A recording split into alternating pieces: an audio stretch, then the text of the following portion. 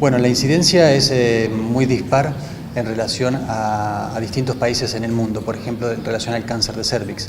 La inmensa mayoría de las pacientes que se enferman de cáncer de cuello uterino están en países en vías de desarrollo y principalmente en la India. Casi una minoría de los pacientes en total están diagnosticados en países ya desarrollados. Por lo tanto, esto es algo muy importante porque cuando adoptamos estrategias de tratamiento o de prevención primaria tienen que estar principalmente orientadas a estos países para obtener un impacto en la disminución de la incidencia mucho mayor.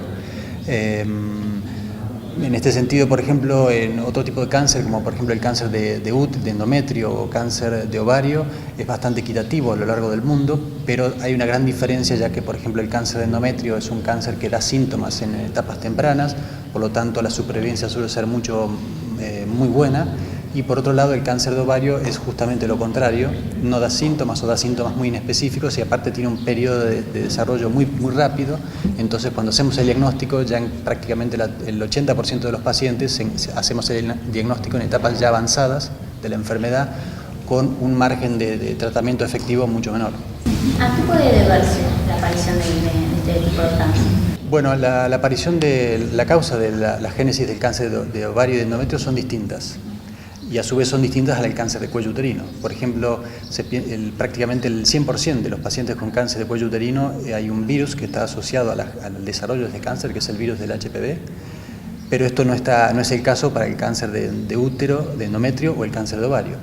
Básicamente, para estos últimos dos, o principalmente para el cáncer de endometrio, hay un factor muy importante que es la obesidad de los pacientes, cosa que está bastante en tema hoy en día de actualidad. Y para el cáncer de ovario es un cáncer que todavía no sabemos bien cuáles son los verdaderos desencadenantes de este tumor. Sí sabemos que hay pacientes que tienen mutaciones en genes específicos, como el del BRCA1 y 2, que tienen un riesgo particularmente incrementado de tener este tipo de cáncer de ovario, como es el caso de la conocida Angelina Jolie, por ejemplo. Sí, el cáncer de cérvix, por ejemplo, se diagnostica alrededor de los 40 a 50 años.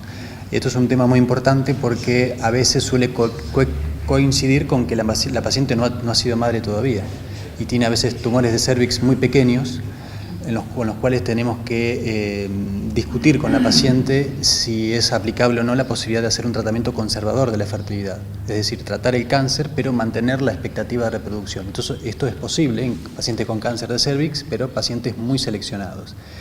Distinto es el cáncer de endometrio o el cáncer de ovario, que son tumores que se desarrollan principalmente en torno a los 60 años de la paciente, donde por supuesto el aspecto reproductivo ha sido ya finalizado.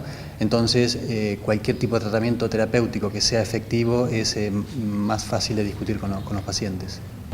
¿Cuál es el porcentaje, digamos, de la gente o de las mujeres que se puede llegar a salvar, a curar de un cáncer ginecológico? Es una buena pregunta. La posibilidad de curación depende principalmente del estadio al momento del diagnóstico. Es decir, si el paciente tiene un estadio muy inicial y el tumor es muy pequeño, la expectativa de curación es mucho mayor, distinto a si cuando hacemos el diagnóstico está en etapas y en estadios mucho más avanzados, como es el caso del cáncer de ovario, donde la expectativa de curación es mucho menor.